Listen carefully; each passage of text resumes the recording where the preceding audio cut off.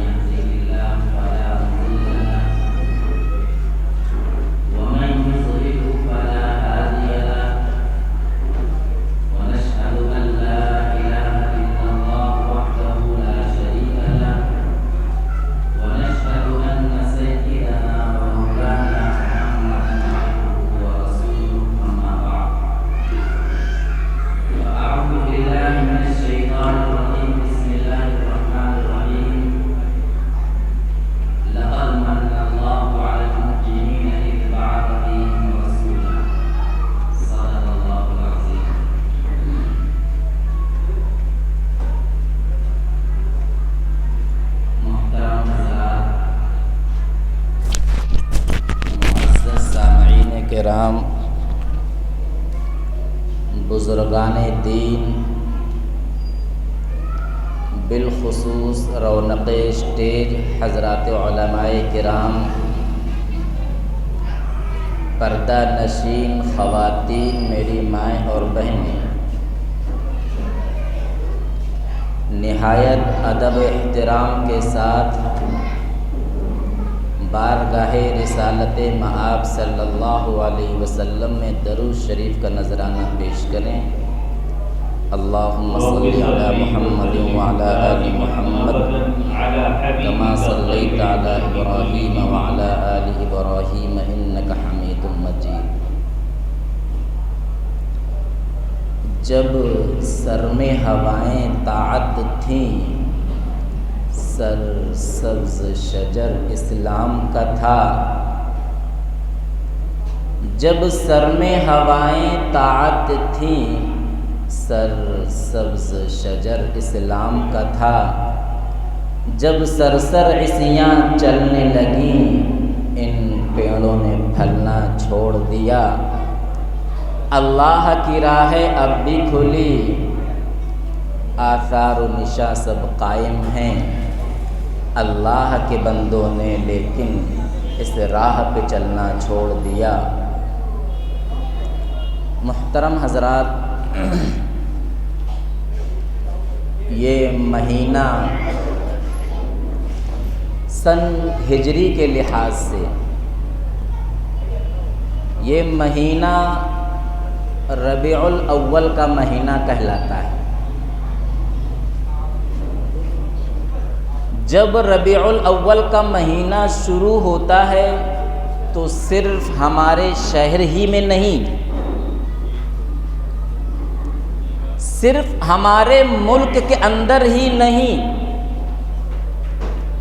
بلکہ پورے ملک کے اندر، پورے بر صغیر کے اندر جہاں ربیع الاول کا مہینہ آیا، ہر طرف جلسے جلوس، عید میلاد النبی کے جلوس، سیرت النبی کے جلسے، لا متناہی جلسے شروع ہو جاتے ہیں۔ ظاہر بات ہے کہ اللہ کے رسول صلی اللہ علیہ وسلم کی سیرت کا بیان، میلاد النبی کا بیان بہت بڑی عظیم سعادت ہے، لیکن ہم اور آپ اس بات کو بھول جاتے ہیں اور یہ اہم بات کہ آخر ربیع الاول کا مہینہ آتا ہے، جلسے جلوس کا لامتناہی سلسلہ شروع ہوتا ہے، سیرت پر بیان ہوتا ہے، لیکن صرف کیا ربیع الاول کے مہینے میں ہی اور صرف خاص کر 12 ربیع الاول کے مہینے میں ہی اللہ کے رسول صلی اللہ علیہ وسلم کا ذکر کر لیا جائے، بس پورے سال چھٹی، پورے سال تذکرہ نہ کیا جائے؟ ربیع الاول کا مہینہ شروع ہوا تو لامتناہی سلسلہ جاری، اور اس کے ساتھ ساتھ جس ہستی کا ہم اور آپ یوم ولادت مناتے ہیں، عید میلاد النبی کے جلسے کرتے ہیں، سیرت النبی کے نام سے جلوس اٹھاتے ہیں، آخر اس ہستی کا اس سلسلے میں کیا تعلیم ہے؟ اللہ کے رسول صلی اللہ علیہ وسلم کے فرمان اس سلسلے میں کیا ہیں؟ تو دیکھو، غور کرو، نبوت ملنے کے بعد 23 سال اللہ کے رسول صلی اللہ علیہ وسلم اسی دنیا کے اندر حیات رہے۔ کتنے سال؟ 23 سال، نبوت ملنے کے 23 سال۔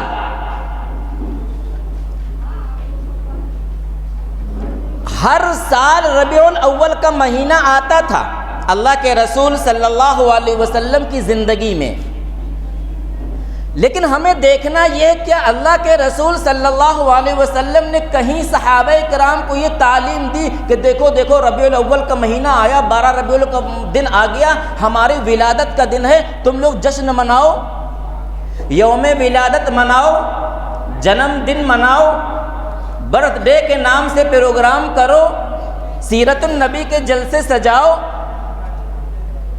23 سال اللہ کے رسول صلی اللہ علیہ وسلم نبوت ملنے کے بعد اس دنیا کے اندر حیات رہے، لیکن کہیں بھی آپ کی تعلیم ایسی نہیں ملتی ہے کہ آپ صلی اللہ علیہ وسلم نے یہ حکم دیا ہو کہ دیکھو میرا جنم دن ہے، اس کو منایا جائے۔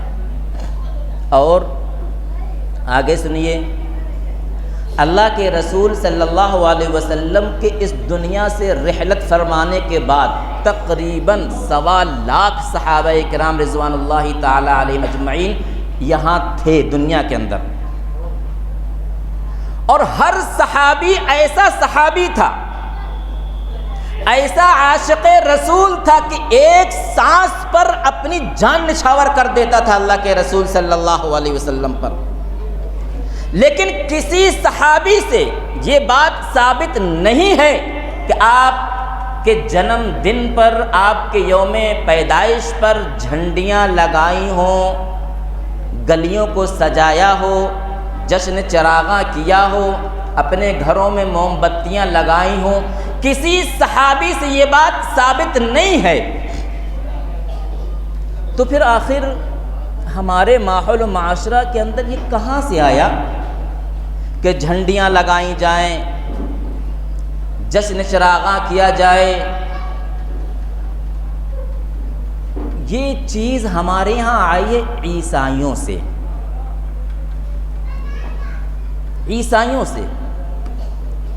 عیسائی لوگ کرسمس کے نام سے 25 دسمبر کو یوم ولادت حضرت عیسیٰ علیہ السلام مناتے ہیں، لیکن تاریخ کا مطالعہ کرو تو تقریباً 300 سال تک کسی بھی عیسائی نے اور کسی بھی حضرت عیسیٰ علیہ السلام کے حواریین میں سے کسی نے بھی 300 سال تک یوم ولادت حضرت عیسیٰ کرسمس کے نام سے نہیں منایا۔ 300 سال کے بعد کسی کے ذہن میں آیا کہ حضرت عیسیٰ علیہ السلام کی ولادت منا لی جائے، کچھ تعلیمات ان کی حاصل کر لی جائے، کچھ یاد تازہ کر لی جائے۔ تو اس وقت کہ جو ان کے صحابہ تھے، ان کے حواریین تھے، انہوں نے منع کیا کہ دیکھو یوم ولادت اب تک تو کبھی منایا نہیں، انہیں کیا حرج ہے، منا لیتے ہیں، ان کی تعلیمات کا تذکرہ کر لیتے، اس میں کیا حرج ہے؟ چنانچہ کرسمس کے نام سے وہ چیز شروع ہوئی 300 سال کے بعد۔ آج اندازہ لگاؤ کہ یوم ولادت حضرت عیسیٰ علیہ السلام کرسمس کے نام سے 25 دسمبر کو جو منایا جاتا ہے، اس کے اندر پہلے تو یہ ہوا شروع میں کہ چرچ کے اندر ایک پادری آتا اور حضرت عیسیٰ علیہ السلام کی تعلیمات، ان کی یادداشتیں بیان کرتا اور چلا جاتا۔ پروگرام خوشک سا رہتا، جو من چلے قسم کے لڑکے ہوتے تھے، نوجوان لڑکے ہوتے، وہ شرکت نہیں کرتے تھے، مزہ ہی نہیں آتا تھا۔ پھر دوبارہ جب 25 دسمبر آیا، کرسمس کا موقع آیا، تو پھر موسیقی شامل کر لی گئی۔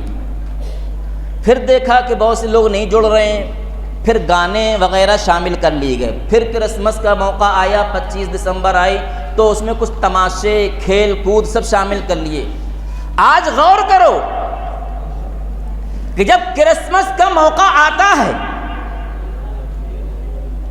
تو مغربی تہذیبوں میں اور مغربی ممالک میں صرف ایک دن کے اندر 25 دسمبر کو کرسمس کے نام سے اتنی شرابیں پی جاتی، شاید پوری سال اتنی شرابیں نہ پی جاتی ہوں۔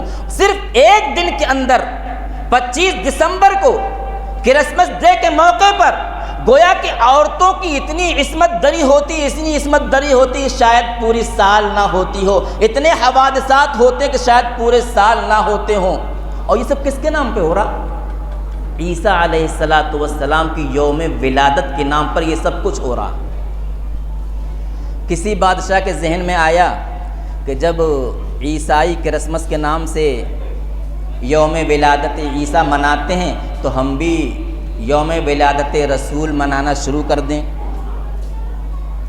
اللہ تبارک و تعالیٰ جانتا ہے، بندوں کے حوال سے واقف ہے کہ اگر ذرا سی چھوٹ دی تو یہ انسان کہاں سے کہاں پہنچ جائے گا۔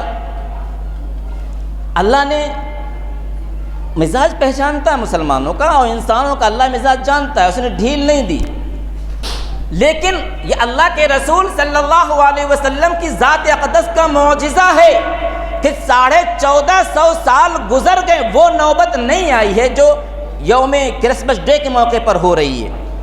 لیکن ہاں پھر بھی دیکھ لو، اپنے شہر میں چھوٹا تھا، اب تو بہت دنوں سے گیا نہیں ہوں، جب جشن کی رات ہوتی تھی، 12 ربیع الاول کی شام ہوتی تھی، اور ہم بھی جاتے تھے بیکن گنج وغیرہ ٹہلنے کے لیے، دیکھنے کے لیے، تو اس وقت، اب تو بہت دنوں سے نہیں گیا ہوں میں، تو اس وقت دیکھو میں نے خود دیکھا کہ اللہ کے رسول صلی اللہ علیہ وسلم کی شبیہیں، گنبد خضرا کی شبیہیں بنائی جاتی ہیں، خانہ کعبہ کی شبیہ بنائی جاتی ہے، اور پھر لوگ اس کی طرف چکر کاٹتے ہیں چاروں طرف، اور اس کے ساتھ ساتھ پھر وہ جو ریکارڈنگ بنتی ہے، اور پھر دیکھو بہت سی جگہ پر اتنی بھیڑ ہوتی تھی، مرد عورتوں کا اتنا اختلاط ہوتا تھا، لیکن پھر بھی یہ اللہ کے رسول صلی اللہ علیہ وسلم کی ذات اقدس کا معجزہ کہ وہ حالات ابھی نہیں پہنچے ہیں جو کرسمس کے دن وہ حالات پہنچے ہیں۔ دیکھو صحابہ جانتے تھے کہ یہ دین رسموں کا دین نہیں ہے، یہ دین اطاعت کا دین ہے۔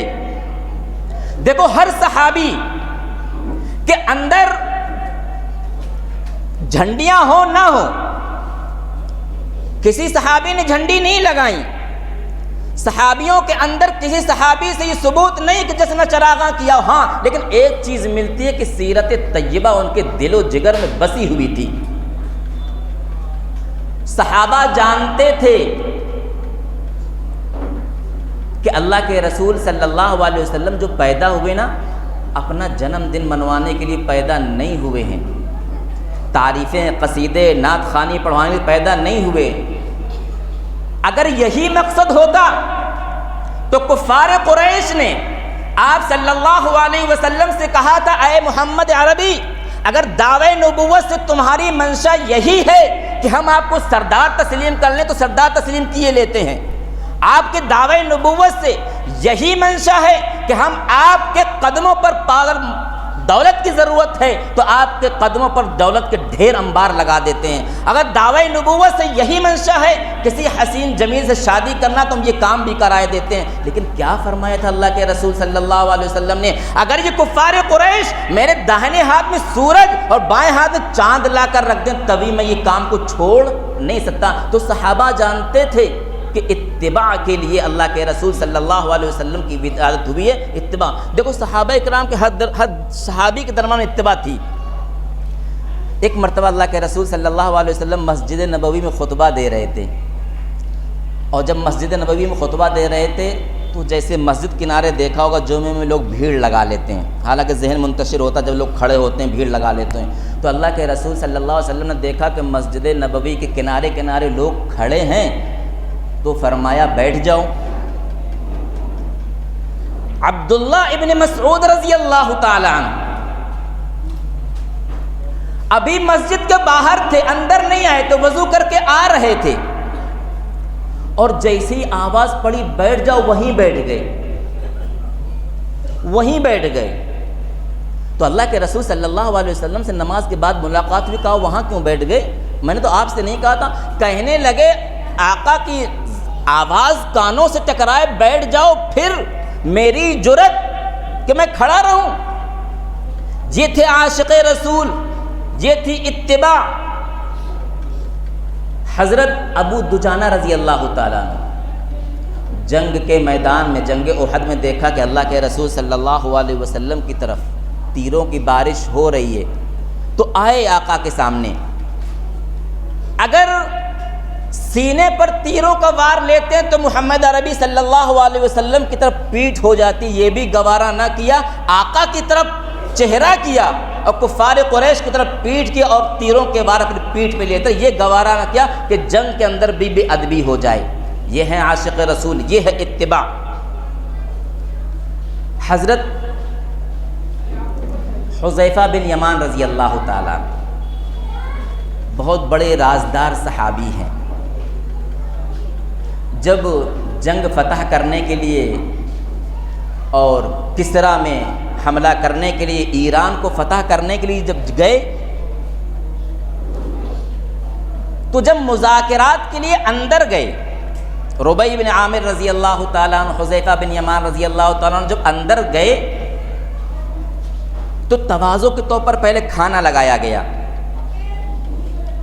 حضرت حذیفہ بن یمان رضی اللہ تعالیٰ عنہ جب کھانا کھانے لگے تو ایک لقمہ نیچے گر گیا۔ ان کو حدیث یاد آ گئی کہ اللہ کے رسول صلی اللہ علیہ وسلم نے ارشاد فرمایا اگر لقمہ نیچے گر جائے کھانے کا تو اٹھا کر کھا لو، مٹی لگ گئی تو صاف کر کر کھا لو، پتہ نہیں کس لقمے کے اندر برکت رکھی ہو۔ یہ حدیث یاد آئی تو اٹھانے لگے، بغل میں جو بیٹھے تھے کوہنی لگائی، ارے کیا کر رہے ہو؟ کس کا دربار ہے؟ شاہ کسریٰ کا دربار ہے، لوگ کیا کہیں گے کہ یہ بڑے حریص ہیں، ندیدہ قسم کے لوگ ہیں، ایک لقمے کھانے پر مر رہے ہیں، ایسا کرو بعد میں اس سنت پر عمل کر لینا۔ دوستو دل کے کان سے سننا، کیا پیارا جواب دیا کہ سونے سے لکھنے کے لائق ہے۔ فرمایا اترک سنت رسول اللہ صلی اللہ علیہ وسلم ہؤلاء الحمقاء، کیا ان بیوقوفوں کی وجہ سے، ان گواروں کی وجہ سے، ان بدوؤں کی وجہ سے میں اللہ کے رسول صلی اللہ علیہ وسلم کی سنت کو چھوڑ دوں؟ ہرگز نہیں چھوڑ سکتا۔ تو دیکھو صحابہ اکرام ایک ایک سنت پر مر مٹتے تھے، یہی تو ہے فاتح ایران، سنتوں پر عمل کر کے۔ اس لیے اللہ کے رسول صلی اللہ علیہ وسلم کی جو ولادت ہوئی ہے یہ رسم رواج کر لینے کا، جھنڈیاں لگا لینے کا، روشنی کر لینے کا، صرف یہ دین کا نام نہیں ہے۔ اللہ کے رسول صلی اللہ علیہ وسلم کے بنیادی حقوق 3 عائد ہوتے ہیں: محبت رسول، عظمت رسول، اطاعت رسول۔ ہماری ماں بہنیں بھی بیٹھی ہوئی ہیں، تو ایک ہم کو ہمیشہ بہت سے لوگ ہمارے پاس آتے ہیں کہتے ہیں مولانا صاحب ہماری اولاد ہمارا کہنا نہیں مانتی، چونکہ ہم نے سنتوں کو چھوڑ رکھا اس لیے ہمارا دل سیاہ ہو گیا۔ میں بتلانا چاہ رہا ہوں ہمارا دل سیاہ ہو گیا، سنتوں پر عمل کرتے ہمارا دل نہیں چاہتا۔ یاد آ گیا کہ دل کے سیاہ ہونے کی 3 مثالیں ہیں، 3 علامتیں ہیں، انسان کا دل سیاہ ہو جاتا تو 3 علامتیں ہوتی ہیں۔ ایک علامت تو یہ ہوتی ہے کہ جب دل سیاہ ہو جاتا ہے، دل سے اللہ تبارک تعالیٰ جھجک چھین لیتا ہے۔ دل کالا ہو گیا، گناہ کرتے کرتے کرتے توبہ نہیں کی، دل کالا ہو گیا، تو پہلے کسی غیر محرم کو دیکھتے ہوئے جھجکتا تھا، غیبت کرتے ہوئے جھجکتا تھا، گناہ کرتے ہوئے جھجکتا تھا، لیکن اب جھجکتا نہیں، بے دھڑلے سے بے روک ٹوک کے گناہ کرتا ہے، سمجھ جاؤ کہ دل سیاہ ہو گیا۔ اور دوسری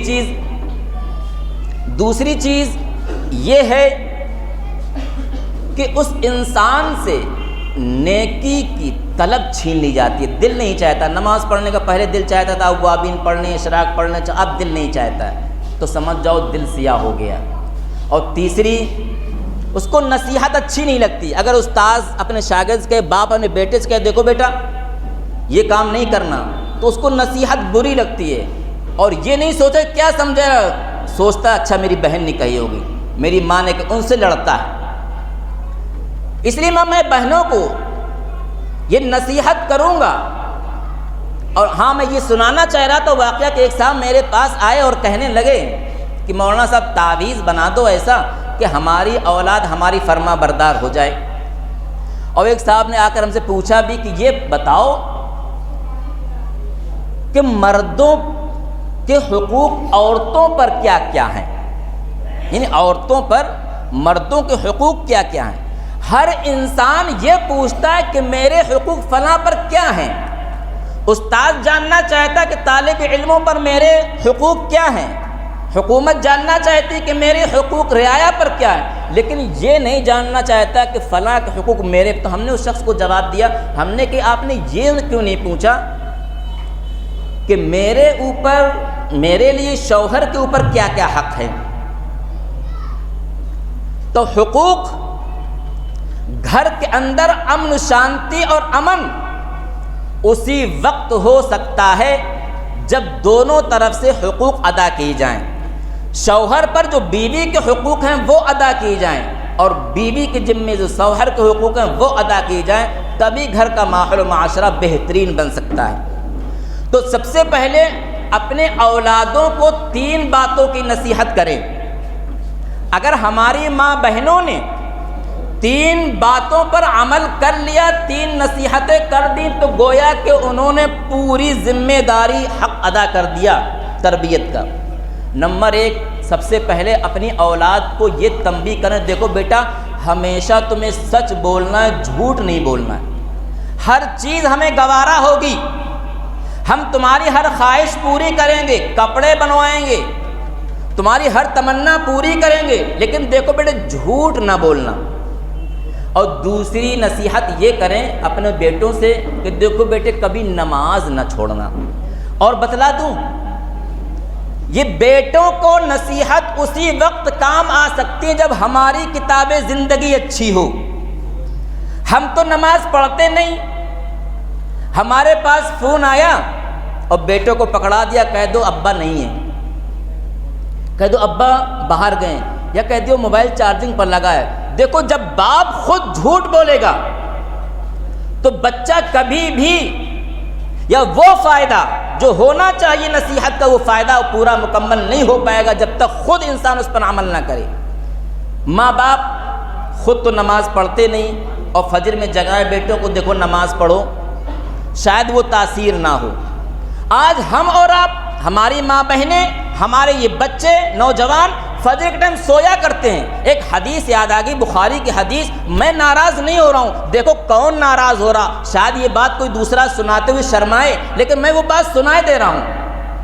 پہلی جلد کے اندر ایک حدیث ہے، اللہ کے رسول صلی اللہ علیہ وسلم نے ارشاد فرمایا، جب صبح ہوتی تو شیطان آتا ہے، انسان کے سرہانے بیٹھتا ہے اور 3 گرہ لگاتا ہے، 3 گانٹھ لگاتا ہے، اور پھر سوئے ہوئے شخص پر کہتا لیل طویل فرخ چھو۔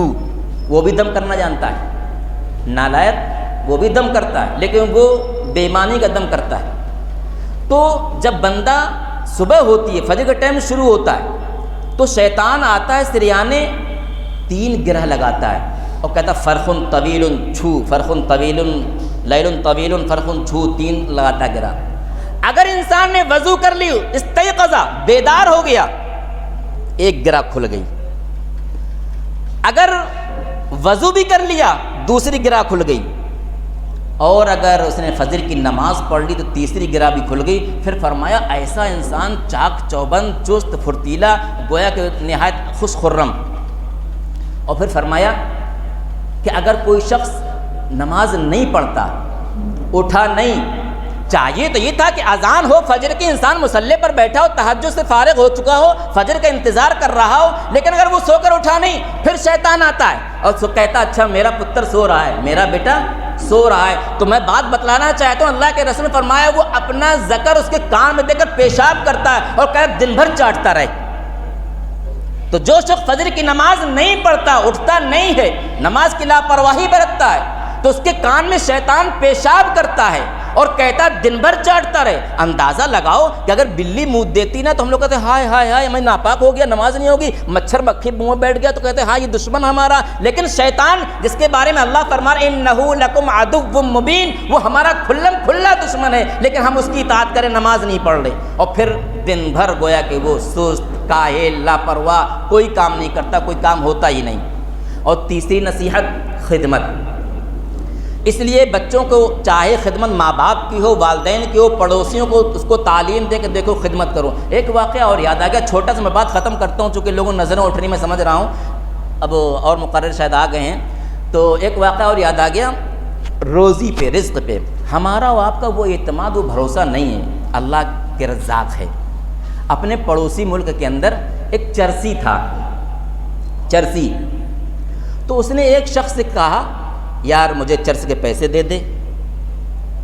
تو اس نے کہا میں پیسے نہیں دیتا تجھے، تو چرس پیے گا۔ اس نے پھر پلٹ کے کہا او یار چرس کے پیسے دے دے، مجھے چرس پینا ہے۔ تو اس نے کہا میں کھانا تو کھلا سکتا ہوں مگر چرچ کے پیسے نہیں دے سکتا ہوں، کھانا کھلا سکتا ہوں۔ تو اس نے کہا کہ کھانا کھلانے کی ذمہ داری تو کسی اور نے لے رکھی ہے، تو چرچ کے پیسے دے دے۔ کتنی بڑی بات کہی کہ کھانا کھلانے کی ذمہ داری کسی اور نے لے رکھی، تو چرچ کے پیسے دے دے۔ وہ صاحب فرماتے میں ہکا بکا رہ گیا، میں نے پیسے نکالے اور اس کو چرسی کو دے دیے۔ جب چرسیا کو پیسے دیے تو لمبی لمبی قدموں سے جانا لگا، جا کر دور پہنچا، کہہ رہا ہم نے بھی سوچا دیکھ کیا کرتا ہے، کہاں جاتا ہے یہ، میں بھی پیچھے ہو لیا۔ کرے راستے میں ایک شادی حال کھانا چل رہا تھا، مردوں کی طرف سے کھانا عورتوں کی طرف جا رہا تھا، ایک شخص آیا ٹرے میں بھر کے کھانا لے کر آیا اور نکل رہا تھا، ٹھوکر کھایا، وہیں کھانا گر گیا، اس نے ٹرے بھی جھاڑی اور یہ چرسیا وہاں نکلا اور گرم بیٹھ کر، چونکہ اوپر تھی زیادہ تھی، گرم بیٹھ کر بریانی کھانے لگا۔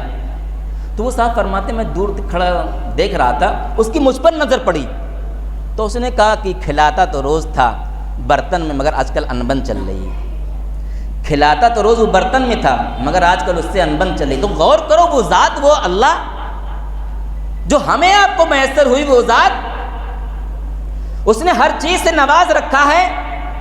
آج قرآن ہم نہ پڑھیں، تلاوت ہم نہ کریں، کسی کو حقوق ہم ادا نہ کریں اور پھر چاہیں کہ ہم سکون کی زندگی گزار لیں، سوال ہی نہیں۔ اس لیے اس موقع پر جو میں نے باتیں کہیں، دیکھو صحابہ کرام سے کہیں نہیں ثابت ہے کہ انہیں جھنڈیاں لگائی ہوں، چراغاں کیا ہو اور اس کے ساتھ ساتھ جلوس جلسے کیے ہوں، کہیں نہیں ثابت ہے۔ اس لیے اللہ کے رسول صلی اللہ علیہ وسلم سے کسی صحابی سے نہیں ثابت ہے۔ اس لیے جو باتیں کہیں اللہ تبارک و تعالی عمل کرنے کی توفیق عطا فرمائے۔ وآخر دعوانا الحمدللہ رب العالمین۔